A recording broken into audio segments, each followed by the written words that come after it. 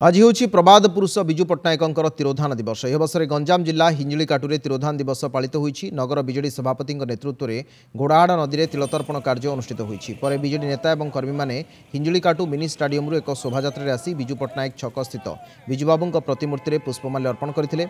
पर हिंजिकाटु ब्लॉक कंचुरुठारे एक मेगा रक्तदान शिविर आयोजन कर शिविर को विरोधी दल नेता डीआरडीए प्रतिनिधि देवानंद महापात्र जोगदी उद्घाटन करते। एक कार्यक्रम में बहु युवक स्वेच्छाकृत भाव में रक्तदान शिविर में सामिल होते। प्रभात पुरुष ओडिया अस्मितार परिचय सारा पृथ्वी रे ओडिशा आज जी परिचित होती गर्वित अनुभव करछि।